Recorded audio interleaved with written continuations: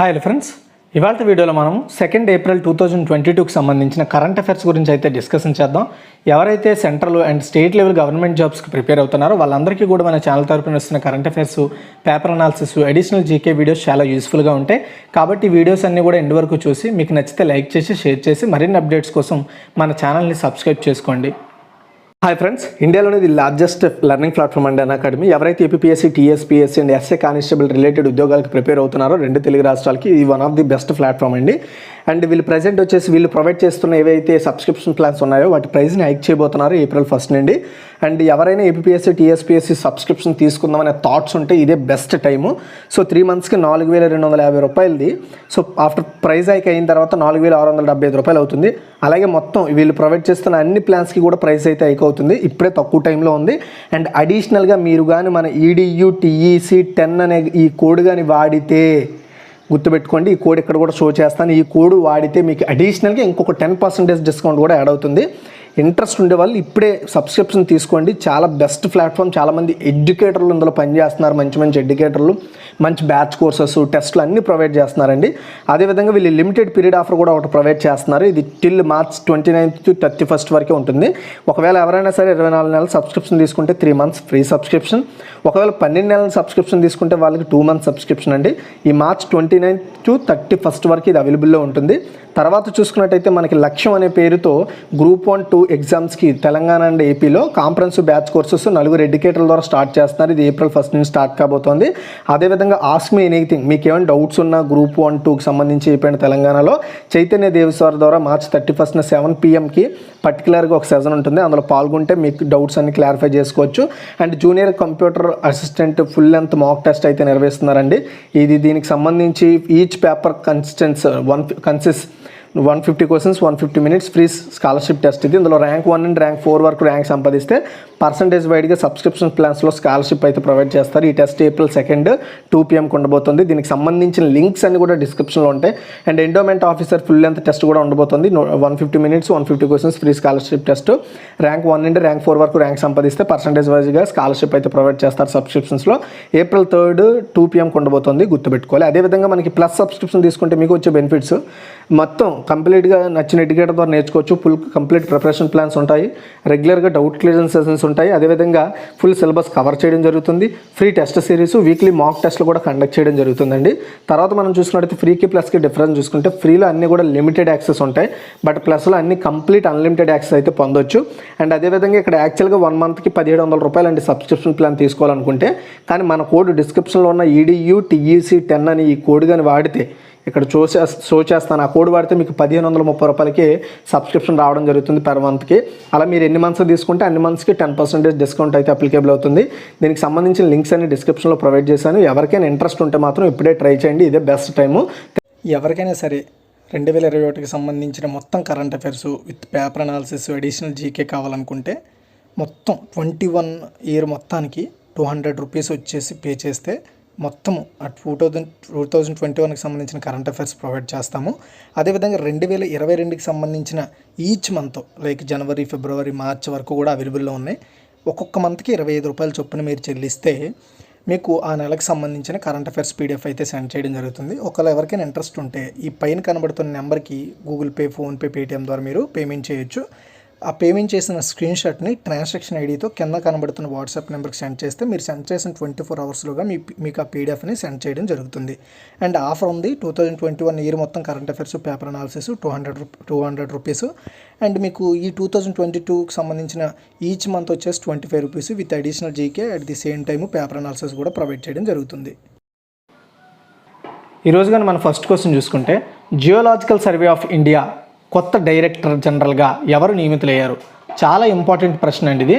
And నేను already చెప్పాను, ఇంగ్లీష్లో కూడా ఇకపై ఆప్షన్స్ అనేవి యాడ్ చేస్తాను, ఆన్సర్ కూడా ఇంగ్లీష్లో యాడ్ చేస్తాను, క్వశ్చన్ కూడా ఉంటుంది. కాబట్టి ఇంగ్లీష్ మీడియం వాళ్ళు కూడా కరెంట్ అఫైర్స్ని అర్థం చేసుకోవడానికి వీలుగా ఉంటుందనే ఉద్దేశంతో నేను ఇలా యాడ్ చేయడం జరిగింది. ఆన్సర్ వచ్చేసి డాక్టర్ S. రాజు గారు జియోలాజికల్ సర్వే ఆఫ్ ఇండియాకి కొత్త డైరెక్టర్ జనరల్గా అపాయింట్ అయ్యారండి.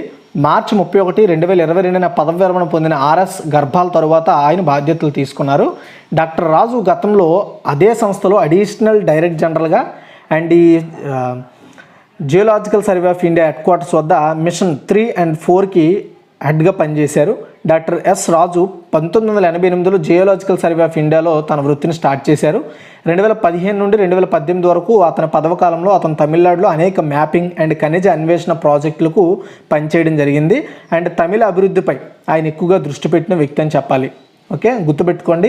జియోలాజికల్ సర్వే ఆఫ్ ఇండియా అంటే జియోలాజికల్లీ మన ఇండియాని ఎప్పటికప్పుడు సర్వే చేస్తూ దాన్ని అప్డేట్ చేస్తూ దాని అప్డేట్స్ని తెలియజేస్తూ అనాలిసిస్ చేస్తూ ప్రభుత్వానికి ఒక పర్టికులర్ అభివృద్ధికి వారధిగా పనిచేస్తుంది. ఇది చూడండి. సెకండ్ వన్, 2023-2024 కోసం అంతర్జాతీయ టెలికమ్యూనికేషన్ యూనియన్, దీన్ని ITU అంటారండి.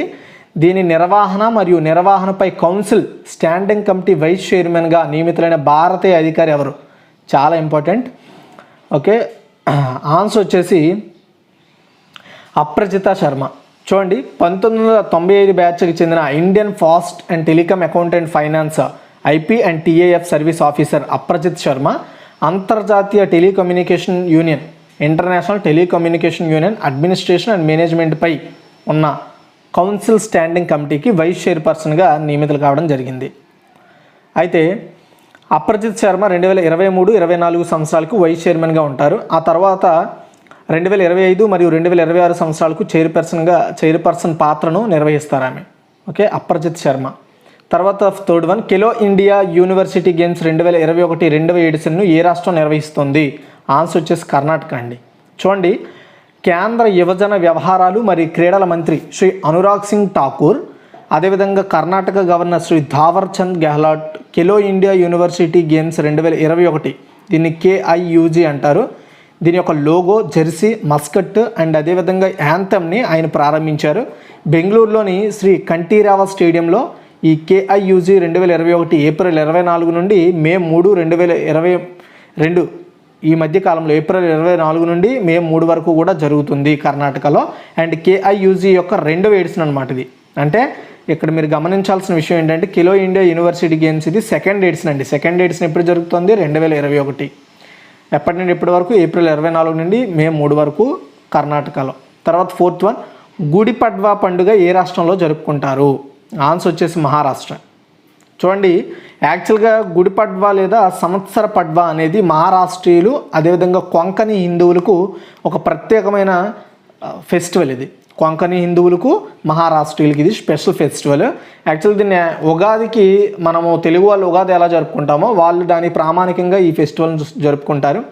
ఇది చైత్రమాసం మొదటి రోజున జరుపుకుంటారు. ఇది హిందూ క్యాలెండర్ ప్రకారం వసంత రాకను సూచిస్తుంది. మనకు ఉగాది ఎలాగో సో మహారాష్ట్రీయులకి ఇది అలా. అండ్ ఈ ఏడాది ఏప్రిల్ 2వ తేదీ శనివారం గుడి పడ్వా పండుగ నిర్వహించారు. అంటే ఇది కాన్స్టెంట్గా జరగదు.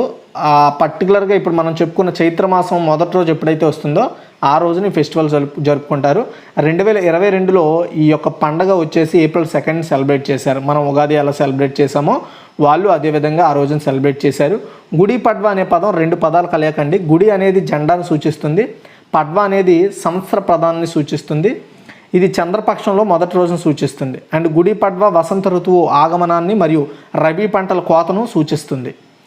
Next fifth one, Jalshakti Abhiyan catch the rain 2022 ఈ ప్రచారాన్ని ఏ రాష్ట్ర ముఖ్యమంత్రి ప్రారంభించారు? ఆన్సర్ వచ్చేసి మణిపూర్ అండి. మణిపూర్ ముఖ్యమంత్రి N బిరేన్ సింగ్ ముఖ్యమంత్రి సచివాలయంలో జరిగిన కార్యక్రమంలో జలశక్తి అభియాన్ క్యాచ్ ది రెయిన్ ప్రచారం 2022కి సంబంధించిన ప్రచారాన్ని ఆయన స్టార్ట్ చేశారు.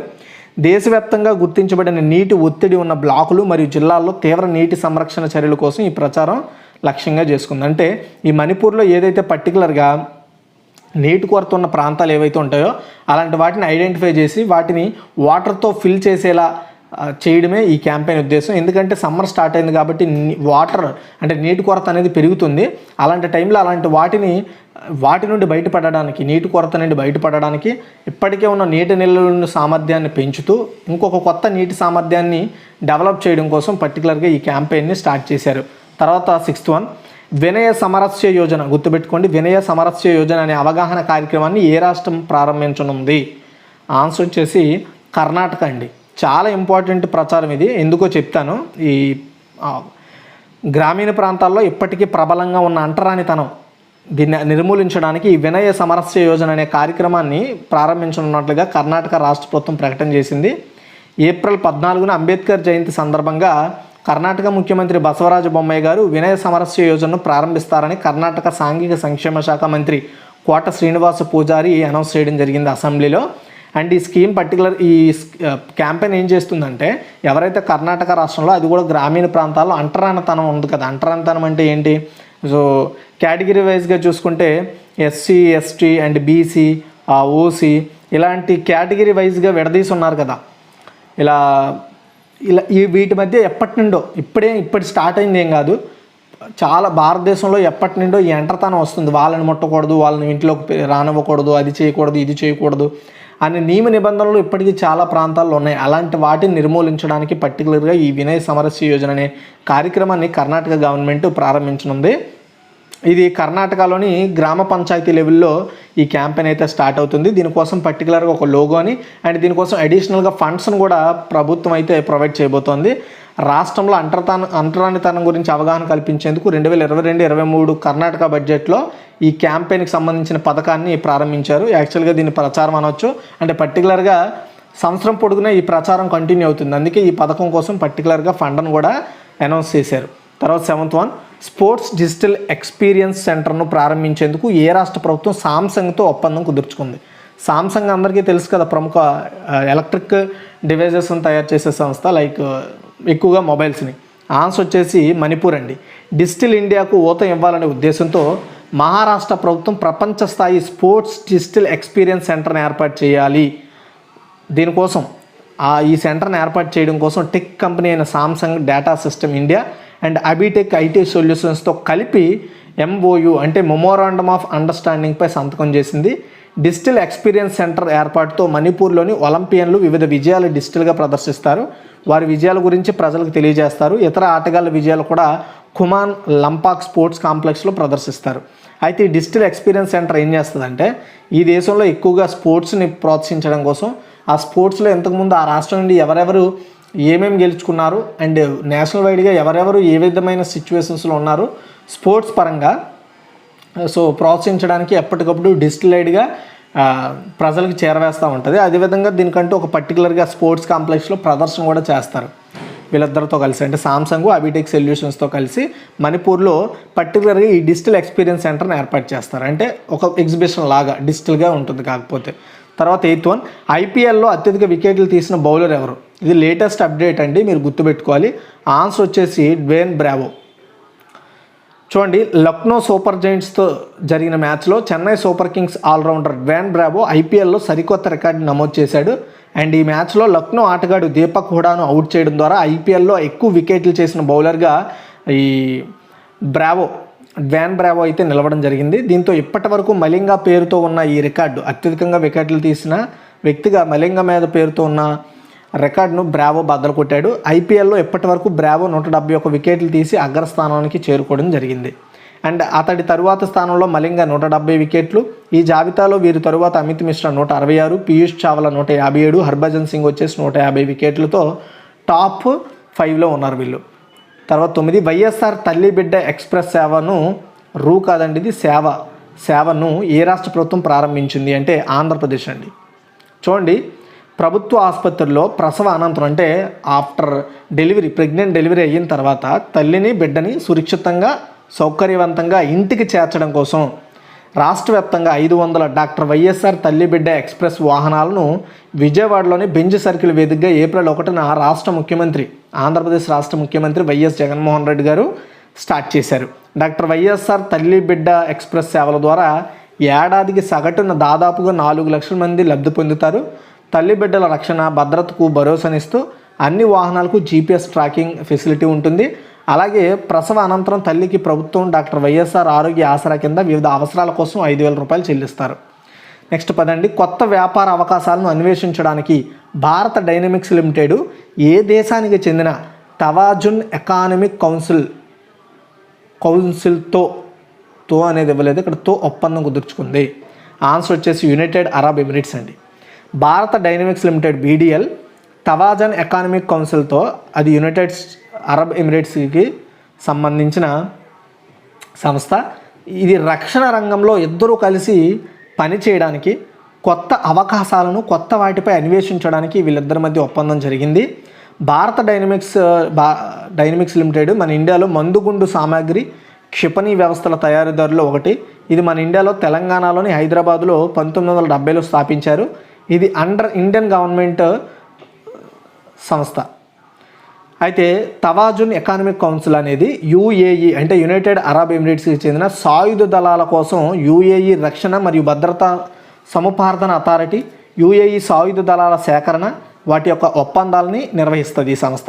అంటే ఫర్ ఎగ్జాంపుల్ ఎలాంటి ఒప్పందాలు, రక్షణ ఒప్పందాలను కావచ్చు, వాటి నిర్వహణ కావచ్చు, వాటి బాధ్యతను, వాటి పనితీరును ఇది చూసుకుంటుంది ఈ సంస్థ. ఓకే, గుర్తుపెట్టుకోండి. తర్వాత 11 ఏ రైల్వే విభాగం జోన్ అంతటా 100% విద్యుదీకరణను పూర్తి చేసింది? కొంకన్ రైల్వే అండి. చూడండి, కొంకన్ రైల్వే ఇటీవల వాళ్ళ నిర్దేశించిన జోన్ అంతటా 100% విద్యుదీకరణ అంటే 100% ఎలక్ట్రిఫికేషన్ కంప్లీట్ చేశారు. అండ్ ఇది స్థిరమైన అభివృద్ధికి కొత్త బెంచ్ మార్క్ అని చెప్పవచ్చు. కొంకన్ రైల్వే మహారాష్ట్రలోని రోహా అండ్ కర్ణాటకలోని తోకూర్ మధ్య 741 కిలోమీటర్ల పొడవున పూర్తి మార్గంలో విద్యుదీకరణ పనులు పూర్తి చేసింది. ఈ విద్యుదీకరణ ప్రాజెక్టు కోసం 1287 కోట్లు ఖర్చు పెట్టడం జరిగింది. కానీ ఈ కొంకన్ రైల్వే మొత్తం మహారాష్ట్రలో రోహా నుండి కర్ణాటకలోని తోకూరు వరకు కూడా ఉన్న రైల్వే లైన్కి పూర్తి స్థాయిలో విద్యుదీకరణ కంప్లీట్ చేసింది. తర్వాత 11 83వ జాతీయ టేబుల్ టెన్నిస్ ఛాంపియన్షిప్ 2022కు ఆతిథ్యం ఇవ్వనున్న రాష్ట్రం ఇది. ఆన్సర్ వచ్చేసి మేఘాలయ అండి. చూడండి, ఏప్రిల్ 18 నుండి ఏప్రిల్ 25 వరకు షిల్లాంగ్లోని అంటే మేఘాలయలో షిల్లాంగ్లోని సాయ్ అంటే sports authority of India indoor training centre and అదేవిధంగా ఎన్హెచ్యులో జరిగే 83వ జాతీయ టేబుల్ టెన్నిస్ ఛాంపియన్షిప్ 2022కి ఆతిథ్యం ఇవ్వడానికి మేఘాలయ రెడీ అయింది. ప్రపంచంలోనే అతిపెద్ద టేబుల్ టెన్నిస్ టోర్నమెంట్కు ఈశాన్య ప్రాంతం నిర్వహించడం ఇది సెకండ్ టైము. రాష్ట్రం సుమారు 650 మంది హాజరవుతారు ఈ మీట్కి. వారిలో 450 మంది క్రీడాకారులు అండ్ మిగిలిన వారు కోచ్లు అండ్ సహాయక సిబ్బంది ఉంటారు.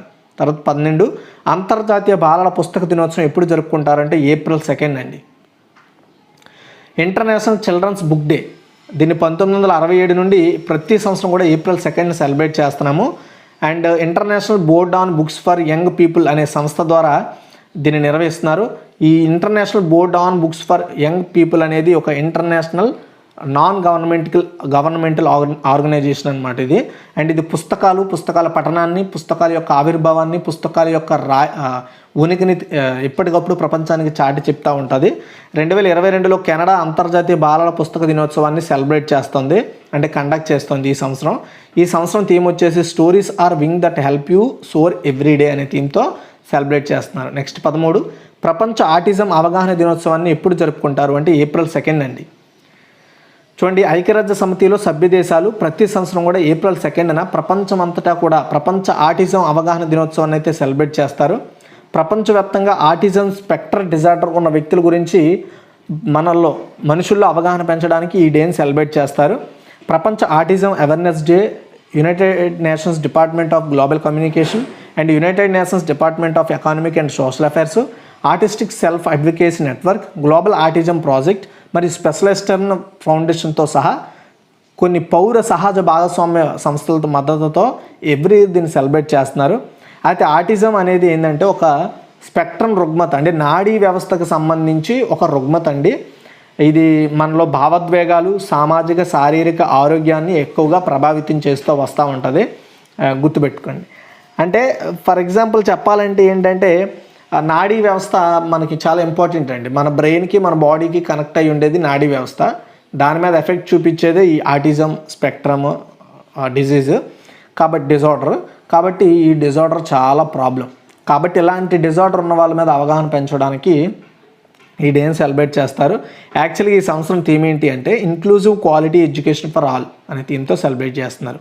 నెక్స్ట్ 14 ప్రపంచంలోనే 3వ అత్యంత వేడిగా ఉన్న ప్రదేశంగా చంద్రాపూర్ జిల్లా నమోదు చేయబడింది. ఈ జిల్లా ఏ రాష్ట్రంలో ఉంది అంటే మహారాష్ట్ర అండి. చూడండి, ఎల్ డొరోడో అనే ఒక వెదర్ వెబ్సైట్ ప్రకారం చంద్రాపూర్ ప్రపంచంలోనే 3వ అత్యంత హాటెస్ట్ సిటీ. అండ్ దీని గరిష్ట ఉష్ణోగ్రత అంటే అత్యధిక ఉష్ణోగ్రత 43.2 డిగ్రీల సెల్సియస్. అంటే ఎంత దారుణంగా ఉంటుందో చూడండి. ప్రాంతీయ వాతావరణ కేంద్రం ఆర్ఎన్సీ ప్రకారం నాగపూర్ కూడా విదర్భలో అత్యంత వేడిగా ఉండే నగరంగా ఉంది. దీని యొక్క గరిష్ట ఉష్ణోగ్రత 41.6 డిగ్రీల సెల్సియస్తో అకోలా తర్వాతి స్థానంలో ఉంది. అండ్ డొరోడా వాతావరణ ప్రకారం మంగళవారం నాటికి అంటే సో ఏప్రిల్ నాటికి అనుకోండి, ఏప్రిల్ 1కి 44.4 డిగ్రీల సెల్సియస్తో మాలీలోని కోయోస్ నగరం భూమిపై అత్యంత వేడిగా ఉన్న ప్రదేశం. మొన్నటి వరకు మాలీలోని సెగో 43.8 డిగ్రీల సెల్సియస్తో జాబితాలో సెకండ్ ప్లేస్కి వెళ్ళిపోయింది. చంద్రాపూర్ జాబితాలో 3వ స్థానంలో ఉంది. గుర్తుపెట్టుకోండి, చాలా ఇంపార్టెంట్ అండి ఇది. యాక్చువల్గా ఏంటంటే చూడండి, మాలీలోని కోయోస్ నగరం అత్యంత వేడిగా ఉన్న ప్రదేశం అనమాట. అండ్ ఆ తర్వాత 43.8 డిగ్రీల సెల్సియస్తో జాబితాలో 2వ స్థానంలో ఉందన్నమాట మాలిస్లోని సగోవు. అండ్ 3వ స్థానంలో చంద్రాపూర్ 3వ స్థానంలో ఉండడం జరిగింది. బట్ సో ప్రపంచంలోనే 3వ అత్యంత హాటెస్ట్ సిటీగా చంద్రాపూర్ జిల్లా అయితే నిలవడం జరిగింది మన ఇండియాలో. ఆల్ ఓవర్లో అయితే 3rd ప్లేస్, మన ఇండియాలో అయితే చంద్రాపూరే హాటెస్ట్ ప్లేస్ అనమాట మన ఇండియాలో. తర్వాత 15 ప్రపంచంలోనే అతిపెద్ద ఎలక్ట్రిక్ క్రూయిజ్ షిప్ అని పిలువబడే యాంగ్జీ రివర్ 3 గోర్జెస్ 1 తన మొదటి ప్రయాణాన్ని ఏ దేశం నుండి ప్రారంభించిందంటే చైనా అండి. చూడండి, ప్రపంచంలోనే అతిపెద్ద ఎలక్ట్రిక్ క్రూయిజ్ షిప్ అని పిలువబడే యాంగ్జీ రివర్ 3 గోర్జెస్ 1 ఇటీవల సెంట్రల్ చైనాలోని హ్యూబీ ప్రావిన్స్లో ఇచింగ్లోని తన హోమ్ పోర్ట్ నుండి ఫస్ట్ ట్రావెల్ స్టార్ట్ చేసి మళ్ళీ అక్కడికే వచ్చి ఎండ్ అయిందనమాట. 100 మీటర్ల పొడవు 0 ఎమిషన్స్ షిప్ ఒకేసారి 1300 మంది ప్రయాణికులు లాగలదు. అండ్ 7500 కిలోవాట్స్ హవర్స్ బ్యాటరీల ద్వారా ఇది శక్తి పొందుతుంది. ఇది 100 ఎలక్ట్రిక్ వెహికల్స్తో ఈక్వల్ అనమాట. అండ్ యాంగ్జీ రివర్ 3 గోర్జెస్ 1 అనేది 100% electric cruise ship. And Yangtze నదిపై సందర్శన పర్యటనలకు ప్రయాణికులకు రవాణా చేయడానికి చైనాలో అభివృద్ధి చేయబడింది అండ్ నిర్మించబడింది. చైనా యాంగ్జీ పవర్ మరియు Hubei 3 Gorges tourism group 150 million yuan అంటే $23.66 మిలియన్ దీన్ని డెవలప్ చేశారు. స్వచ్ఛమైన జల విద్యుత్తును ఉపయోగించి ఛార్జ్ చేయబడుతుందన్నమాట. ఇలా ఛార్జ్ చేయబడుతున్న నిజమైన 0 ఉద్గారాలను సాధించిన ఫస్ట్ షిప్ ఇదే ప్రపంచంలో. ఒకసారి మనం కిక్ రివ్యూ చూద్దాం, జాగ్రత్త ఇవ్వనండి. జియోలాజికల్ సర్వే ఆఫ్ ఇండియా నూతన డైరెక్టర్ జనరల్గా ఎవరు నియమితులేరంటే డాక్టర్ ఎస్ రాజు. 2023-24 సంవత్సరం కోసం అంతర్జాతీయ టెలికమ్యూనికేషన్ యూనియన్ నిర్వహణ మరియు నిర్వహణపై కౌన్సిల్ స్టాండింగ్ కమిటీ వైస్ చైర్పర్సన్గా ఎవరు నియమితులైన భారతీయ అధికారి ఎవరు అంటే అపరాజిత్ శర్మ. తర్వాత క్వశ్చన్ చూసుకున్నట్టయితే Khelo India university games 2021-22 edition ఏ రాష్ట్రం నిర్వహించనుందంటే కర్ణాటక. గుడి పడ్వ పండుగ ఏ రాష్ట్రంలో జరుపుకుంటారంటే Maharashtra. And Jal Shakti Abhiyan catch the rain 2022 ప్రచారాన్ని ఏ రాష్ట్ర ముఖ్యమంత్రి ప్రారంభించారంటే మణిపూర్. అండ్ వినయ సమరస్య యోజన అనే అవగాహన కార్యక్రమాన్ని ఏ రాష్ట్రం ప్రారంభించనుందంటే కర్ణాటక. తర్వాత క్వశ్చన్ చూసుకున్నట్టయితే స్పోర్ట్స్ డిజిటల్ ఎక్స్పీరియన్స్ సెంటర్ను ప్రారంభించేందుకు ఏ రాష్ట్ర ప్రభుత్వం సామ్సంగ్తో ఒప్పందం కుదుర్చుకుందంటే మణిపూర్. అండ్ ఐపీఎల్లో అత్యధిక వికెట్లు తీసిన బౌలర్ ఎవరంటే డేన్ బ్రావో. ఇంతకుముందు ఆ యొక్క పర్టికులర్ రికార్డు వచ్చేసి మలింగా పేరుతో ఉండేది. తర్వాత వచ్చేసి వైఎస్ఆర్ తల్లిబిడ్డ ఎక్స్ప్రెస్ సేవను ఏ రాష్ట్ర ప్రభుత్వం ప్రారంభించిందంటే ఆంధ్రప్రదేశ్ అండి. కొత్త వ్యాపార అవకాశాలను అన్వేషించడానికి భారత డైనమిక్స్ లిమిటెడ్ ఏ దేశానికి చెందిన తవాజన్ ఎకనామిక్ కౌన్సిల్తో ఒప్పందం కూర్చుకుందంటే యునైటెడ్ అరబ్ ఎమిరేట్స్. తర్వాత క్వశ్చన్ చూసుకున్నట్టయితే ఏ రైల్వే విభాగం జోన్ అంతటా 100% విద్యుదీకరణ పూర్తి చేసిందంటే కొంకణ్ రైల్వే అండి. తర్వాత వచ్చేసి 83వ జాతీయ టేబుల్ టెన్నిస్ ఛాంపియన్షిప్ 2022కి ఆతిథ్యం ఇవ్వనున్న దేశం రాష్ట్రం ఏంటంటే మేఘాలయ. అంతర్జాతీయ బాలల పుస్తక దినోత్సవం ఎప్పుడు జరుపుకుంటారంటే ఏప్రిల్ 2న. అండ్ ప్రపంచ ఆటిజం అవగాహన దినోత్సవం ఎప్పుడు జరుపుకుంటారంటే ఏప్రిల్ 2. ప్రపంచంలో 3వ అత్యంత వేడిగా ఉన్న ప్రదేశంగా చంద్రపూర్ జిల్లా నమోదు చేయబడింది. ఈ జిల్లా ఏ రాష్ట్రంలో ఉంది అంటే మహారాష్ట్రలో ఉందండి. తర్వాత ప్రపంచంలో అతిపెద్ద ఎలక్ట్రిక్ క్రూజ్ షిప్ అని పిలువబడే యాంగ్జీ రివర్ 3 గోర్జెస్ 1 తన మొదటి ప్రయాణాన్ని ఏ దేశం నుండి స్టార్ట్ చేసిందంటే చైనాలోనే డెవలప్ చేయండి. ఇది పర్టికులర్గా టూరిజంకి అండ్ ట్రావెలింగ్కి సంబంధించిన షిప్. ఇదేం కమర్షియల్ అయితే ట్రేడ్ రిలేటెడ్ షిప్ అయితే కాదు. ఇదిగా ఈ వీడియో మీకు నచ్చితే లైక్ చేసి షేర్ చేసి మరిన్ని అప్డేట్స్ కోసం మన ఛానల్ రెగ్యులర్గా ఫాలో అవ్వండి.